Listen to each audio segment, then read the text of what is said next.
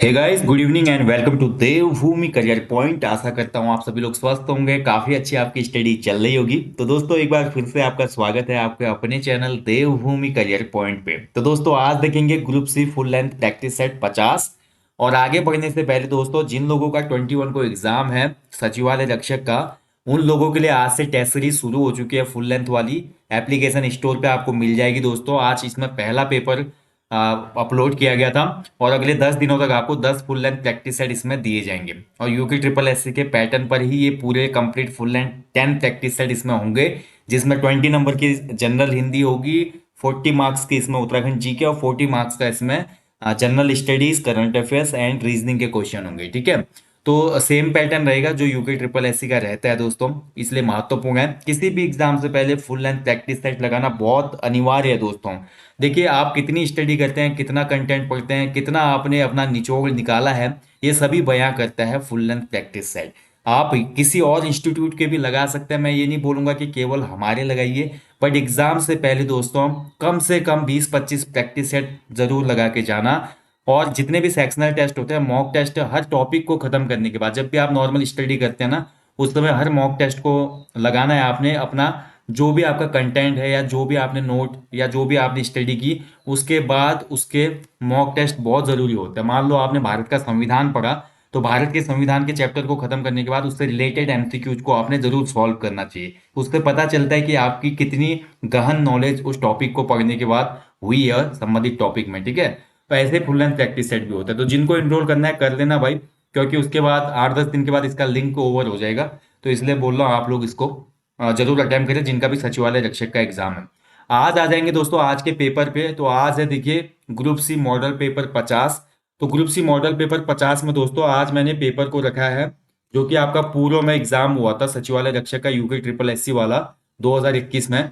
उसी पेपर को हमने यहाँ पर रखा हुआ है। ठीक है, तो उसी पेपर को सॉल्व करेंगे आज के इस वीडियो में। इसमें से मैंने जो उस समय के करंट अफेयर के क्वेश्चन पूछे गए थे और रीजनिंग के क्वेश्चन पूछे गए थे उनको रिमूव कर दिया दोस्तों। ठीक है, क्योंकि उसमें बहुत टाइम लगता है।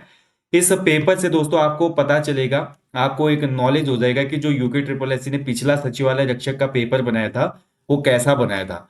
ठीक है, इसलिए ये पेपर आज करना आवश्यक है। और बाकी लोग हैं जिनका ये पेपर नहीं है, उनके लिए एक रिवीजन ये वीडियो हो जाएगी, जिसमें हिंदी, उत्तराखंड जीके और सामान्य अध्ययन के पीवाईक्यू रिवीजन उनका हो जाएगा। तो बिल्कुल भी सेशन को स्किप ना करें और सेशन को थोड़ा आप लोग शेयर कर दीजिए प्लीज। सभी को गुड इवनिंग है, सभी का स्वागत है। तो चलिए शुरू करते हैं हमारा फुल लेंथ प्रैक्टिस सेट, या बोल सकते हैं कि Uttarakhand group C model paper भाग 50। ठीक है, तो फटाफट आंसर करेंगे क्वेश्चनों का, ज्यादा लंबा नहीं करेंगे सेशन को। तो पहला क्वेश्चन आपके सामने है, भाषा का आरंभ किससे होता है? तो किसी भी भाषा का जो मूल रूप है ना दोस्तों, वो होती है ध्वनि। ठीक है, ध्वनि से ही आपके अक्षर बनते हैं, ध्वनि से ही फिर आपका शब्द बनता है, शब्द से फिर हमारा वाक्य बनता है, वाक्य से भाषाएं बनती है। तो ऑप्शन सी इसमें राइट आंसर हो जाएगा। तत्सम शब्द मुष्टि के लिए तद्भव शब्द क्या होगा? तो मुष्टि जो है एक तत्सम शब्द है और इसका तद्भव होता है मुट्ठी, ऑप्शन डी। अगला क्वेश्चन है, अर्थ के अनुसार वाक्य का प्रकार नहीं है। देखिए, वाक्य के दो भेद होते हैं, एक अर्थ के आधार पे वाक्य होता है और दूसरा आपका रचना या बनावट के आधार पे। तो अर्थ के आधार पे 8 भेद होते हैं, तो उनमें से एक भेद कौन सा नहीं होगा? तो राइट आंसर हो जाएगा ऑप्शन डी, अर्थबोधक। देखिए, कोई भी भेद नहीं होता है। ठीक है, विधानवाचक होता है, संदेहवाचक होता है, विस्मयादि बोधक होता है, लेकिन अर्थबोधक नहीं होता। सपना क्या है? नयन सेज पर सोया हुआ आंख का पानी। उक्त में नयन सेज में कौन सा अलंकार है? तो देखिए, नयन सेज में देखिए नयनों की क्या हो रही है, व्याख्या हो रही है, यानी कि रूप, रूपक अलंकार हो जाएगा। ऑप्शन डी इसमें बिल्कुल सही उत्तर है, रूपक अलंकार। ठीक है, आगे बढ़ेंगे। कारक के कितने भेद होते हैं? देखिए, कारक चिन्हों को परसर्ग भी कहा जाता है और हर कारक चिन्ह का आपको उपयोग पता होना चाहिए। कर्ता ने कर्म को करण से, संप्रदान के लिए, के द्वारा, पादान से। तो हर का आपको हर मतलब कारक चिन्ह का मीनिंग भी पता होना चाहिए और कौन से कारक चिन्ह में कौन सी विभक्ति, ये सब आपको पता होना चाहिए। ठीक है, कारक के टोटल भेद होते हैं 8, ऑप्शन बी इसका राइट आंसर है।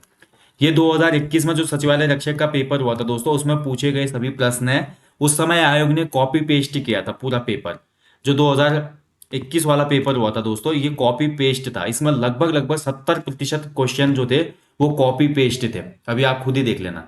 ठीक है, इसलिए बहुत से अभ्यर्थियों का इसमें नकल होने के बावजूद भी सिलेक्शन हुआ था, मेहनती अभ्यर्थियों का। और जो भी इसमें टॉप वाले अभ्यर्थी थे वो आप जानते होंगे, बहुत लोग जानते हैं उनको। ठीक है, टॉपर अभ्यर्थी जो थे इसमें।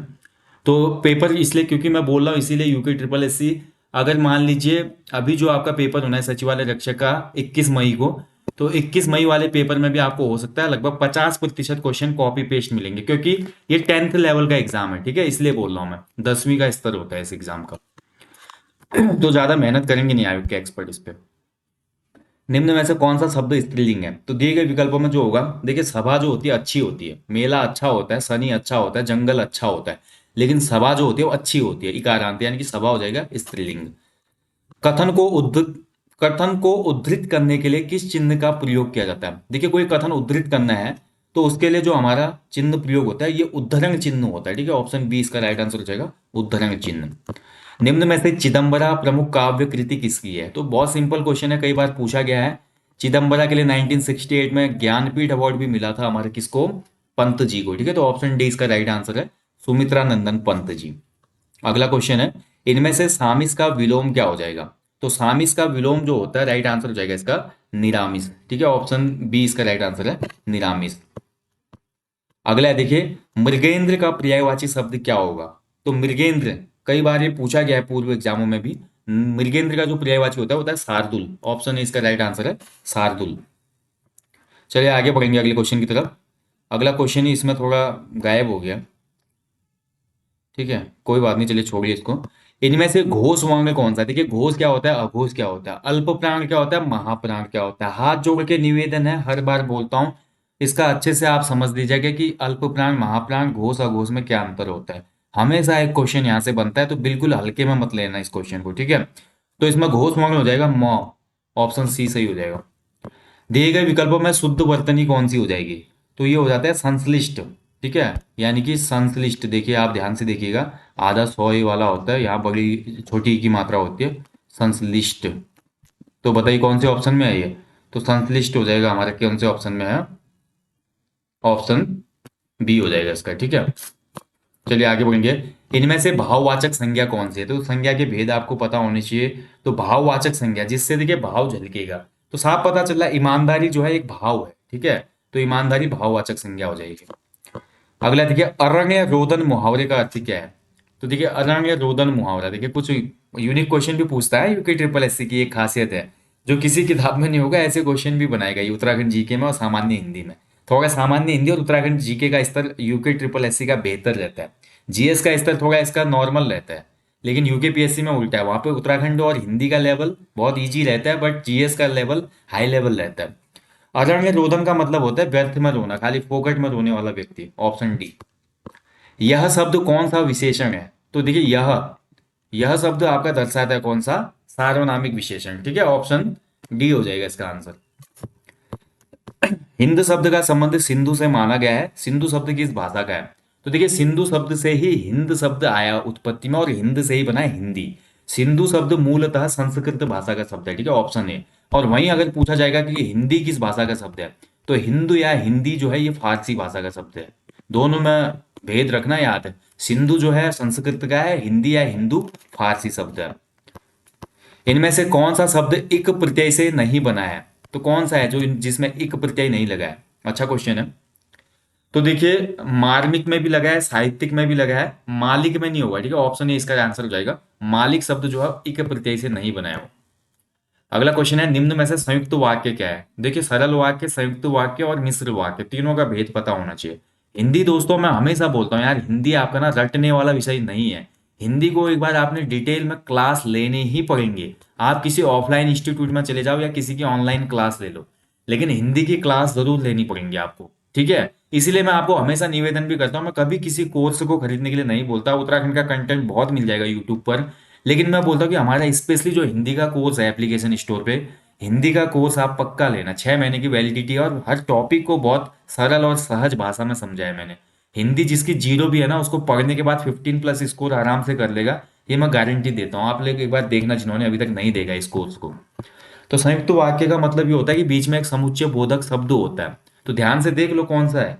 तो यहाँ पर अन्यथा जो है समुच्चय बोधक शब्द है, तो जल्दी कीजिए अन्यथा बहुत देर हो जाएगी, ठीक है। अन्यथा हो गया, और हो गया, परंतु हो गया, लेकिन हो गया, ये सभी हमारे क्या होते हैं?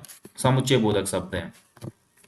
देवनागरी लिपि का सबसे पहला प्रयोग किस राज्य में मिलता है? तो ये कई बार रिपीटेड क्वेश्चन था, ये गुजरात में मिलता है। गुजरात का राजा हुआ एक जय जय भट्ट, ठीक है, जयवट्टी के शिलालेख में सबसे पहले देवनागरी लिपि में हमको उसका शिलालेख प्राप्त होता है। तो ऑप्शन सी इसका राइट आंसर है।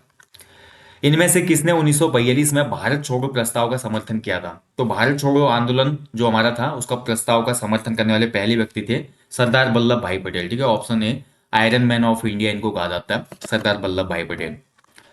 चंद शासन के समय कितने प्रकार के टैक्स लिए जाते थे? तो देखिए इसमें एक ऑप्शन मिसिंग हो गया दोस्तों, ऑप्शन बी मिस हो गया इसमें, 36। ठीक है, तो चंद शासन के समय जो टैक्स थे ना, मैंने आपको वीडियो में बताया, पिछले यूकेजी के टेस्ट में भी बताया, 36 रकम 32 कलम। 36 रकम तो थी रकम का मतलब ही कर होता है। तो 36 प्रकार की जो थी शासन वाले कर थे, यानी कि ऑप्शन बी राइट आंसर हो जाएगा इसमें। ठीक है, 32 फिर अन्य प्रकार के टैक्स और थे। उत्तराखंड क्षेत्र में राजस्व पुलिस व्यवस्था कब लागू हुई? तो देखिए उत्तराखंड में पटवारी का पद जो था विलियम ट्रेल ने सृजित किया था 1817 में, लेकिन इसको राजस्व पुलिस का दर्जा दिया था हेनरी रैमजे ने 1874 में। तो ऑप्शन बी इसका राइट आंसर है। इससे एक करंट अफेयर का क्वेश्चन अभी हाल में हमने डिस्कस किया था। चंपावत अब उत्तराखंड राज्य का तीसरा ऐसा जनपद बना है जहां पर राजस्व पुलिस व्यवस्था पूरी तरह खत्म हो गई है और सभी जो एरिया थे राजस्व वाले वो सिविल पुलिस के अंदर चले गए हैं। मंत्रिपरिषद किसके प्रति उत्तरदायी होती है? तो मंत्रिपरिषद हमेशा उत्तरदायी होती है लोकसभा के प्रति। ठीक है, लोकसभा निम्न सदन होता है, लोकप्रिय सदन होता है संसद का। संसदात्मक व्यवस्था की मुख्य विशेषताएं क्या होती हैं? तो जो हमारे संसदात्मक व्यवस्था है दोस्तों, पार्लियामेंट्री जो मैनेजमेंट है, इसकी मेन जो विशेषताएं हैं वो क्या होती हैं? देखिए, तो इसकी मेन विशेषताएं हो जाएगी दोस्तों, इसमें राइट आंसर होना चाहिए इस क्वेश्चन का, नाममात्र व वास्तविक कार्यपालिका में अंतर होता है इसमें। ठीक है, मंत्रियों का राष्ट्रपति के प्रति उत्तरदायित्व, तो ये तो नहीं होगा इसका। विधायिका और कार्यपालिका में शक्तियों का पृथक्करण। ठीक है, ऑप्शन सी होगा इसका उत्तर मेरे हिसाब से।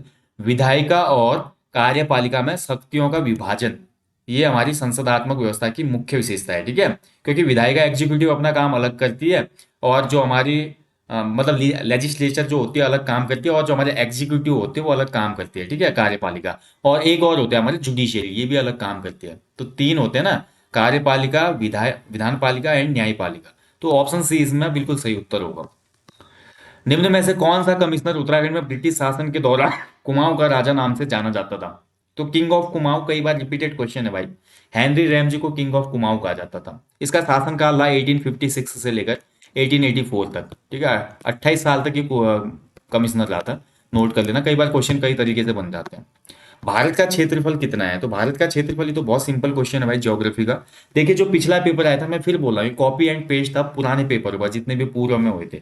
अब इस बार भी देखिए ऐसा ही हो, अगर ऐसा होता है तो बहुत ज्यादा कंपटीशन देखने को मिलेगा। ठीक है, जो अच्छे तैयारी वाले हैं, पुराने हमारे शेर हैं, वो बाजी मार जाएंगे। भारत का क्षेत्रफल है 32,87,263 वर्ग किलोमीटर। ठीक है, वर्ग किलोमीटर होना चाहिए यहाँ पे, स्क्वायर किलोमीटर, किमी किमी दिया है, ये गलत है टाइपिंग में। तो राइट आंसर हो जाएगा 32,87,263, यानी कि ऑप्शन बी हो जाएगा इसका। स्क्वायर किलोमीटर में होता है ना क्षेत्रफल। तो उत्तरकाशी जनपद में लंका नामक स्थान में भागीरथी नदी से किस नदी का मिलन होता है?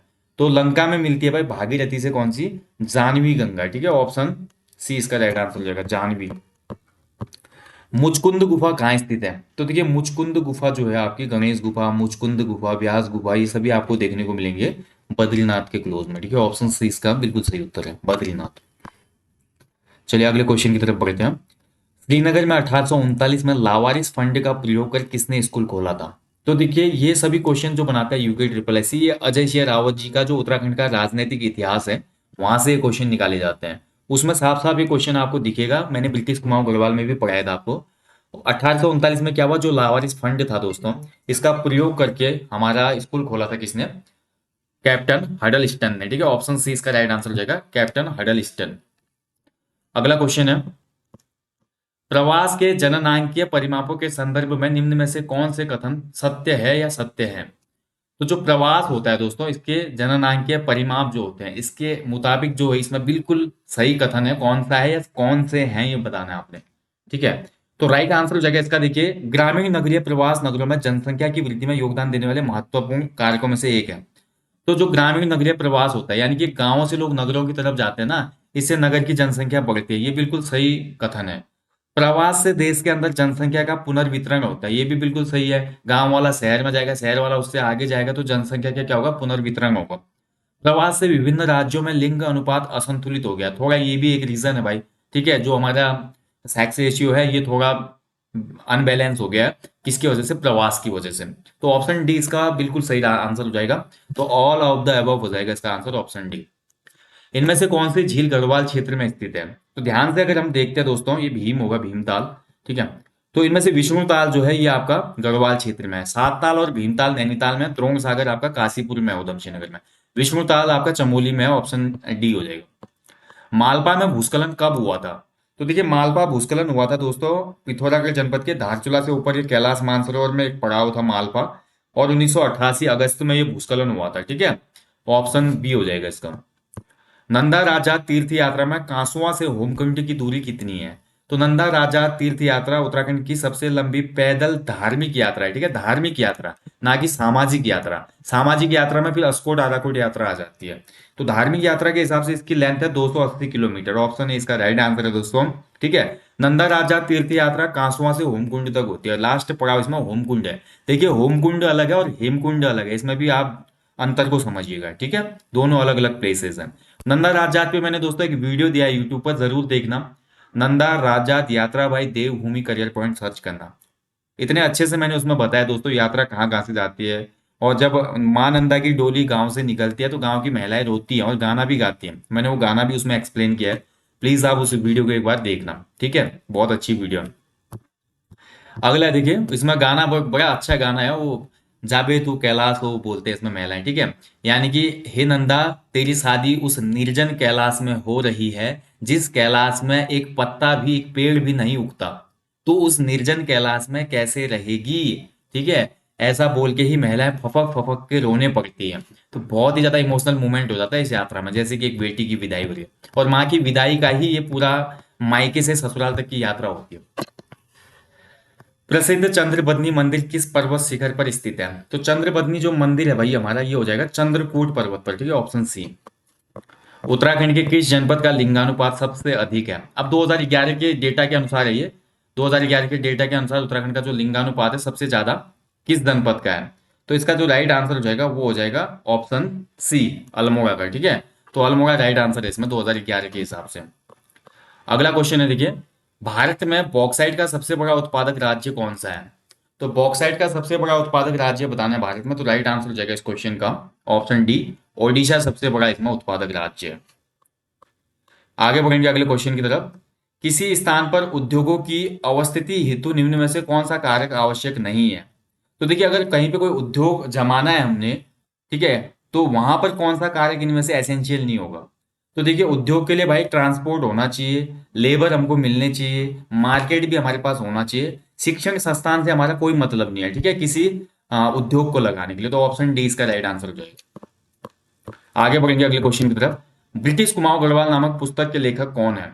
तो देखिए, ब्रिटिश कुमाऊं गढ़वाल जो पुस्तक लिखी है दोस्तों, ये लिखी है डॉक्टर आर एस टोलिया जी ने। ठीक है, तो ऑप्शन डी हो जाएगा इसका, आर एस टोलिया जी। आगे बढ़ेंगे अगले क्वेश्चन की तरफ। देखिए, पातीराम जी की पुस्तक कई बार पूछी जाती है, पातीराम जी की। पातीराम जी की जो पुस्तक है गढ़वाल एंशियंट एंड मॉडर्न, जो कि इंग्लिश में लिखी थी इन्होंने। इससे भी एक बार क्वेश्चन बना था कि गढ़वाल का पहला राइटर जिसने इंग्लिश में एक इतिहास पे किताब लिखी। ठीक है, तो गढ़वाल एंशियंट एंड मॉडर्न।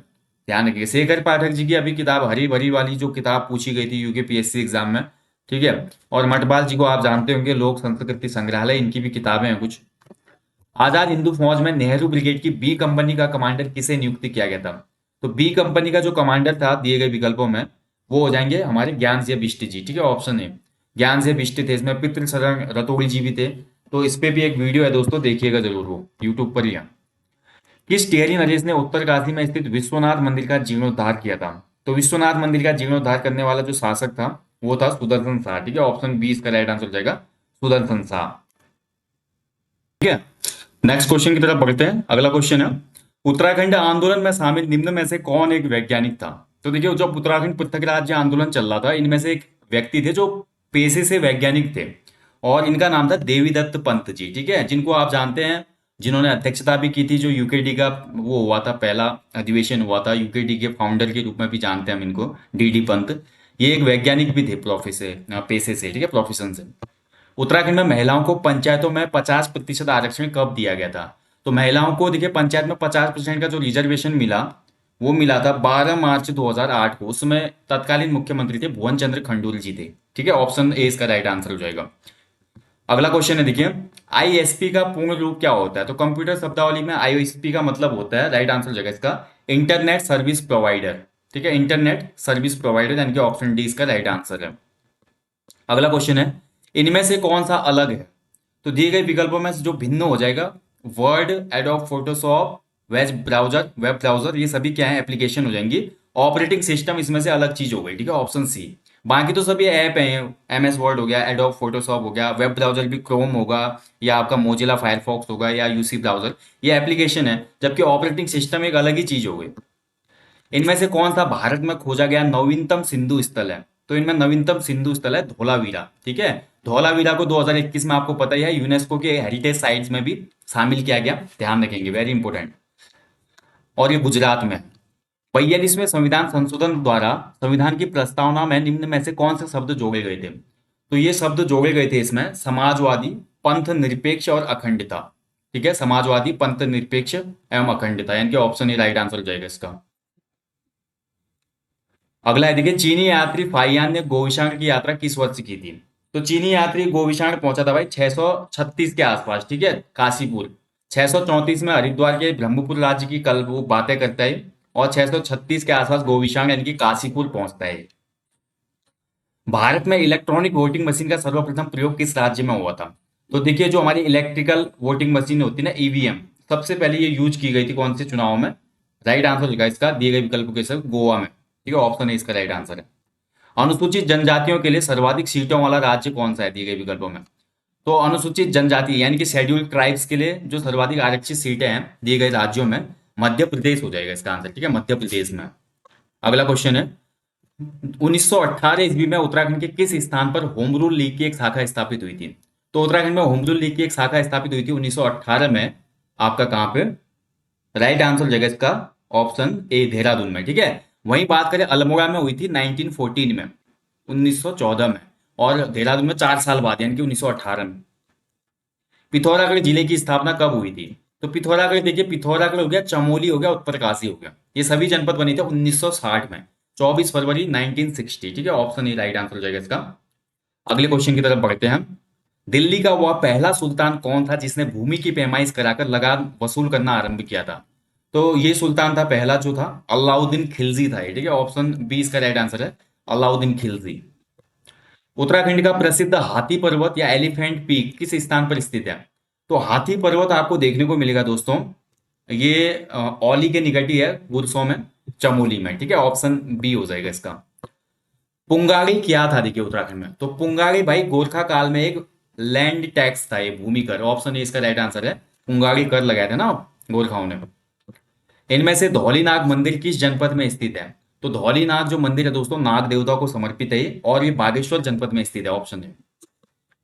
अगला क्वेश्चन है, देखिए उत्तराखंड में चैती गाथाएं किससे संबंधित है? तो चैती गाथाएं दोस्तों आपका हो जाएगा चैती की जो गाथाएं हैं, ये सदेई में भी हैं, फ्यूली में भी हैं, मायके के प्रति प्रेम भी दर्शाती हैं, यानी कि उपयुक्त सभी हो जाएगा। ठीक है, चैती गाथाओं में उपयुक्त सभी। भारतीय संविधान के किस भाग में मौलिक अधिकारों का वर्णन है? तो मौलिक अधिकारों का वर्णन मिलता है भारतीय संविधान के भाग 3 में। ठीक है, ऑप्शन डी इसमें राइट आंसर है, भाग 3 में। लोक उत्सव हिल यात्रा का संबंध किस जनपद से है? तो हिल यात्रा दोस्तों कृषकों का एक त्योहार है, और हिल यात्रा जो है भाई नेपाल की देन है, ये नेपाल से आया हुआ फेस्टिवल है। और इसमें लखिया भूत नामक एक जो कैरेक्टर होता है बहुत पॉपुलर होता है वो। और हिल यात्रा का संबंध है पिथौरागढ़ जनपद से। ठीक है, पिथौरागढ़ में होता है। किस त्योहार को श्री पंचमी के नाम से भी जाना जाता है? तो श्री पंचमी के नाम से जो फेस्टिवल फेमस है इसका नाम है बसंत पंचमी, ऑप्शन सी। अगला देखिए, निम्न निम्न में से लोहा इस्पात संयंत्रों में से किस संयंत्र की स्थापना यूनाइटेड किंगडम के सहयोग से हुई? तो यूके के सहयोग से इनमें से स्थापना होती है भाई दुर्गापुर इस्पात संयंत्र की। ठीक है, ऑप्शन बी इसका राइट आंसर है, दुर्गापुर।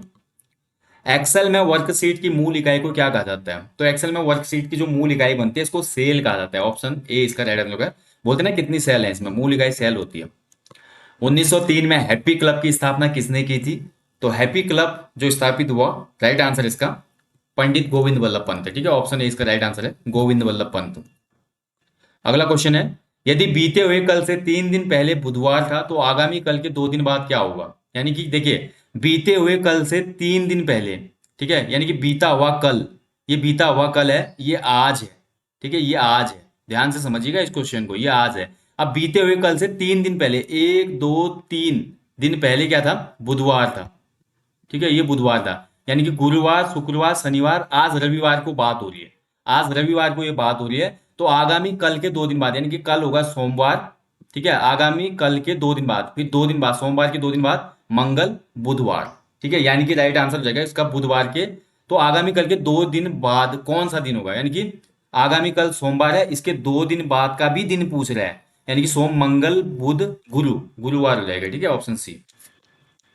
अकबर ने अपने साम्राज्य को 12 सूबों में कब बांटा था, तो अकबर ने साम्राज्य को 12 सूबों में बांटा था 1580 ईस्वी में, ठीक है, ऑप्शन ए राइट आंसर इसका। गिरिराज चक्र चूड़ामणि की उपाधि धारण करने वाले शासक कौन थे, तो उत्तराखंड में ये उपाधि सबसे पहले धारण की थी कत्यूरी शासकों ने, ठीक है, ऑप्शन बी इसका राइट आंसर है, कत्यूरी शासक। टिहरी बांध का निर्माण कार्य कब शुरू हुआ था, तो देखिए टिहरी डैम का जो निर्माण कार्य शुरू हुआ, वो योजना आयोग ने इसको स्वीकृति दी थी 1972 में, ठीक है, और फाइनली डैम का काम शुरू होता है 1978 में, ऑप्शन बी इसका राइट आंसर हो जाएगा। त्रिपक्षीय संघर्ष में कौन सा वंश शामिल नहीं था, देखिए त्रिपक्षीय संघर्ष हम पढ़ते हैं ना साउथ में, इन त्रिपक्षीय संघर्षों में पाल वंश, प्रतिहार वंश और राष्ट्रकूट वंश वाले ही शामिल थे, इन तीनों के बीच में था ये। तो इसमें जो परमार है वो नहीं था, तो ऑप्शन डी हो जाएगा इसका। गरुड़ शिला उत्तराखंड में कहाँ स्थित है, तो गरुड़ शिला की लोकेशन है बद्रीनाथ के निकट, ठीक है, ऑप्शन सी इसका राइट आंसर है। कृषि की जितनी भी क्रियाएं होती है ना, किस क्षेत्र से संबंधित होती हैं, तो कृषि क्रियाएं जो होती हैं दोस्तों, ये किस क्षेत्र से रिलेट करती हैं, तो एग्रीकल्चर जो होता है हमेशा ये प्राइमरी सेक्टर से रिलेट करता है, ऑप्शन ए राइट आंसर है, ठीक है। इससे क्वेश्चन अभी बना था आपका यूकेपीएससी एग्जाम में, कोविड काल में कौन सा सेक्टर सबसे ज्यादा ग्रोथ किया था, तो कोविड काल में और चीजें तो बंद थी, तो इसलिए प्राइमरी सेक्टर ने सबसे ज्यादा ग्रोथ की थी जब लॉकडाउन लगा था। त्वरित झंझा उत्पन्न होते हैं, यानी कि बिजली वाले जो हमारे, बहुत तेज बिजली चमकती है ना और आवाज आती है, ऐसे जो हमारे आकाशीय बिजली पैदा होते हैं वो कौन से बादलों में ज्यादा होती है, तो ये कपासी वर्षी मेघे जो होते हैं उनसे होते हैं, ठीक है, कपासी वर्षा मेघों से, ऑप्शन डी हो जाएगा। चंद्र कुमार बरतवाल का जन्म कहाँ पर हुआ था, तो चंद्र कुमार बरतवाल जी, ठीक है, इनका जन्म हुआ था दोस्तों मालकोटी गांव रुद्रप्रयाग में, ठीक है, यानी कि ऑप्शन सी इसका राइट आंसर हो जाएगा, मालकोटी वर्तमान रुद्रप्रयाग में, ठीक है, इनका जन्म हुआ था 1919 में। वेरी इंपोर्टेंट नाम है भाई चंद्र कुमार बरतवाल जी। और इनकी एक रचना जो कि मेरे दिल के भी बेहद करीब है, मुझको पहाड़ ही प्यारे हैं। उत्तराखंड की सबसे कम उम्र की महिला जिसने माउंट एवरेस्ट पर राष्ट्रीय ध्वज फहराया था, तो ये इनमें से थी शीतल राज, जो कि पिथौरागढ़ से रिलेट करती हैं। और देखिए द्रौपदी का डांडा 2, जहां पर उत्तराखंड की एक उभरती हुई पर्वतारोही का निधन हो गया, सविता कंसवाल, उत्तरकाशी में स्थित है, ठीक है, याद रखिएगा ये भी। अल्मोड़ा कुमाऊं में महात्मा गांधी का आगमन कब हुआ सर्वप्रथम, तो गांधी जी भाई अल्मोड़ा में आए, कौसानी में आए 1929 में, ठीक है, ऑप्शन बी इसका राइट आंसर है। गांधी जी कुमाऊं यात्रा में कब आते हैं, 1929। पृथ्वी अपनी धुरी पर घूमती है, तो पृथ्वी हमेशा अपनी धुरी पर वेस्ट टू ईस्ट घूमती है, यानी कि पश्चिम से पूर्व, ठीक है, ऑप्शन बी इसका राइट आंसर हो जाएगा, ठीक है। पृथ्वी का देखिए जो दैनिक गति होती है जिसको परिभ्रमण कहा जाता है, परिभ्रमण, परिभ्रमण के कारण ही दिन रात होते हैं दोस्तों, ठीक है। और पृथ्वी की जो एक साल की पूरी गति होती है उसको कहा जाता है परिक्रमण। इनमें से कत्यूरी राजवंश की प्राचीनतम राजधानी कहाँ थी, तो कत्यूरी की जो सबसे पहली राजधानी थी वो आपको देखने को मिलती है जोशीमठ में, ठीक है, ऑप्शन सी इसका राइट आंसर है, कार्तिकेयपुर या जोशीमठ, जिसको ज्योतिर्मठ भी कहा जाता है। अल्मोड़ा जेल का निर्माण किस वर्ष किया गया, तो अल्मोड़ा जेल बनी थी भाई 1816 में, ऑप्शन ए इसका राइट आंसर हो जाएगा 1816। किरातों को स्कंद पुराण के केदार खंड में किस शब्द से संबोधित किया गया है, तो किरातों को संबोधित किया गया है भाई आपका भिल्ल शब्द से, ठीक है, option C, very important question है भाई, किरातों को भिल्ल बोला गया है उसमें। मध्य हिमालय का पुरातत्व नामक पुस्तक के लेखक कौन है, तो ये पुस्तक लिखी है डॉक्टर यशवंत सिंह कठौत जी ने, तो ऑप्शन सी इसका राइट आंसर हो जाएगा, यशवंत सिंह कठौत जी की बुक है मध्य हिमालय का पुरातत्व। राजी जनजाति के मुख्य देवता कौन होते हैं, तो राजी या वनराजी जनजाति के जो प्रमुख देवता हैं वो हैं आपके बागनाथ देवता, ठीक है, ऑप्शन ए राइट आंसर है, बागनाथ देवता। इनके प्रमुख त्योहार भी पूछ लेता है कई बार, कर्क संक्रांति और मकर संक्रांति इनके प्रमुख त्योहार होते हैं, ठीक है। इनकी जो भाषा है मुंडा भाषा का प्रयोग करते हैं, ये ध्यान रखेंगे। अगला देखिए, कोविंद मुद्राओं में किस लिपि का अंकन हुआ है, तो कोविंदों की जो मुद्राएं मिली है ना दोस्तों, इसमें खरोष्टी और ब्राह्मी दोनों लिपियों का प्रयोग है। ऑप्शन सी सही उत्तर है, खरोष्टी और ब्राह्मी दोनों। उत्तराखंड की प्रथम निर्वाचित विधानसभा के अध्यक्ष कौन थे? तो पहली जो निर्वाचित विधानसभा थी उत्तराखंड की दोस्तों, इसके अध्यक्ष बने थे यशपाल आर्य। निर्वाचित पूछ रहा है, ठीक है। तो यानी कि 2002 के जो इलेक्शन हुए थे पहले, इस इलेक्शन के बाद पहले बने थे यशपाल आर्य। अगर अंतरिम पूछेगा तो अंतरिम में प्रकाश पंजी है, लेकिन यहाँ पे निर्वाचित पूछ रहा है तो यशपाल आर्य। धौली घाटी में स्थित मलारी गांव में समाधियों का अध्ययन किसने किया था? तो ये समाधियां ढूंढी थी हमारी चारंग जी ने, यानी कि शिव प्रसाद डबराल जी, जिनको हम चारंग के नाम से जानते हैं, ठीक है। क्या उपनाम है इनका? चारंग या इंसाइक्लोपीडिया ऑफ उत्तराखंड भी कहा जाता है इनको। भारत में हरित क्रांति के जनक कौन है? तो हरित क्रांति शुरू की थी, ग्रीन रेवोल्यूशन, भारत में एम एस स्वामीनाथन जी ने, ठीक है। ऑप्शन ए राइट आंसर है। और भारत में हरित क्रांति की स्थली पूछा जाता है कई बार, तो पंतनगर से शुरू हुआ था भाई प्रोग्राम, ध्यान रखेंगे, पंतनगर। ओके। 1663 में शिवाजी ने शाइस्ता खान पर कहां पर आक्रमण किया था? तो 1663 का जो आक्रमण हुआ था शिवाजी का शाइस्ता खान पे, यह आक्रमण कहां पे हुआ था? राइट आंसर इस क्वेश्चन का पूना में, ठीक है। ऑप्शन ए हो जाएगा। इनमें से कौन सा एक अल्प जनसंख्या वाला क्षेत्र नहीं है? देखिए नहीं है पूछ रहे हैं, तो दिए गए विकल्पों में अगर हम ध्यान से देखते हैं दोस्तों, अटकामा मरुस्थल में कम जनसंख्या है, दक्षिण पूर्वी एशिया सबसे ज्यादा जनसंख्या वाला क्षेत्र है, भूमध्य रेखीय प्रदेश, ध्रुवीय प्रदेश, इनमें भी जनसंख्या है लेकिन उतनी नहीं है। दक्षिण पूर्वी एशिया दोस्तों, जिसमें हमारा इंडोनेशिया आ जाता है, चाइना, इंडिया, सब हम इसी में आते हैं, तो यहाँ पर तो मैक्सिमम पॉपुलेशन है, ठीक है। और भारत अभी नंबर 1 बन गया है पॉपुलेशन में, आप सभी को पता होगा, करंट अफेयर पढ़ा होगा, भारत ने चीन को पीछे कर दिया। अगला क्वेश्चन है, निम्न में से कौन सा एक कृषि साख का संस्थागत स्रोत नहीं है? नहीं है पूछ रहा है। अगर मेरे को एग्रीकल्चर के लिए लोन चाहिए तो इनमें से कहां से नहीं मिलेगा हमें? तो कौन सा नहीं है? जो साहूकार होगा ना, ये एक संस्थागत स्रोत नहीं है। साहूकार क्या है? निजी स्रोत है, जो उससे लेगा ब्याज ज्यादा लेगा भाई, साहूकार। वाणिज्यिक बैंक, सहकारी साख समितियां, क्षेत्रीय ग्रामीण बैंक, ये हमारे क्या होते हैं? संस्थागत या हमारे औपचारिक जो है संस्थाएं हैं, गवर्नमेंट स्पॉन्सर, ठीक है। इनमें से कौन भारत के प्रधानमंत्री बनने से पूर्व किसी राज्य के मुख्यमंत्री नहीं बने थे? तो कौन थे इनमें से जो भारत के प्रधानमंत्री तो बने लेकिन उससे पहले किसी भी राज्य के मुख्यमंत्री नहीं बने? तो राइट आंसर इस क्वेश्चन का दोस्तों, मोरारजी देसाई तो बने थे दोस्तों, चौधरी चरण सिंह भी बने थे, पीवी नरसिम्हा राव जी भी बने थे, चंद्रशेखर इसमें सही आंसर हो जाएगा, ठीक है। चंद्रशेखर ये किसी भी राज्य के मुख्यमंत्री नहीं थे, तो ऑप्शन डी इसका राइट आंसर है, ठीक है। तो दोस्तों यहीं पे ये जो आज का मॉडल पेपर है समाप्त होता है। मैंने इसमें रीजनिंग के क्वेश्चन और करंट अफेयर के जो उस समय के क्वेश्चन थे वो नहीं लिए थे, ठीक है, इसलिए 88 ही क्वेश्चन आपको इसमें देखने को मिले होंगे। बाकी दोस्तों ये इसलिए दिया था मैंने पेपर आज आपको, ये पिछला जो सचिवालय रक्षक का पेपर हुआ था वो पेपर था, ठीक है। तो पेपर अगर इसी तरीके का बनता है तो ये तो वेल एंड गुड है दोस्तों। अगर पेपर थोड़ा अलग टाइप का बनता है, पैटर्न चेंज होने की आपको संभावना लगती है, तो इसीलिए मैं बोल रहा हूँ जो हमारे प्रैक्टिस सेट शुरू हुए हैं आज से, इनको आप फॉलो कीजिए। इन प्रैक्टिस सेट से आपको बहुत हेल्प मिलेगी आने वाले एग्जाम में। पिछली बार भी जब मैंने सचिवालय का पेपर था, मैंने बोला था बच्चों को कि पेपर जो है 10वीं स्तर का ये पेपर है, तो इसमें 10वीं स्तर का पेपर होने की वजह से क्वेश्चन काफी रिपीट होंगे, और हुआ भी वैसा ही। आप देख लो इसमें कम से कम 60 से 70% क्वेश्चन रिपीट थे, इसमें कॉपी पेस्ट थे। आप देख लेना पूर्व किसी न किसी एग्जाम में वो प्रश्न बन चुका था पहले, ठीक है। अगर देखिए किसी भी पेपर में 50% क्वेश्चन भी आपको cut and copy and paste मिलते हैं, तो भाई 50 क्वेश्चनों पर ही मेहनत करनी है, इनमें बाजी जो मारेगा वो सेलेक्ट हो जाएगा। ये तो भाई कर ही लेंगे सभी लोग, ठीक है। तो यहाँ पर ये इंपॉर्टेंट हो जाता है। अब इसमें करंट अफेयर, रीजनिंग और जीएस का मेन योगदान है, तो आप लोगों का ध्यान होना चाहिए इस पर, ठीक है। बाकी दोस्तों यहीं पे सेशन को समाप्त करता हूँ। जाने से पहले हमेशा की तरह बोलूंगा, अपने जीवन में कम से कम एक पेड़ जरूर लगाएं और लोगों को भी अवेयर करें, मोटिवेट करें, ठीक है। हमारी जो टेस्ट सीरीज चल रही है ये एप्लीकेशन स्टोर पे आपको मिल जाएंगी। इस टेस्ट सीरीज के खत्म होने के बाद जो सबसे बड़ा एग्जाम है उत्तराखंड का, स्नातक स्तरीय एग्जाम, ग्रेजुएट लेवल एग्जाम, तो उसके लिए टेस्ट सीरीज शुरू होंगी। तो जल्दी मिलेंगे दोस्तों नेक्स्ट सेशन में। टिल देन अपना ध्यान रखिएगा, अच्छे से स्टडी करिएगा। Thank you for watching. जय हिंद, जय देवभूमि, शुभ रात्रि, गॉड ब्लेस यू ऑल।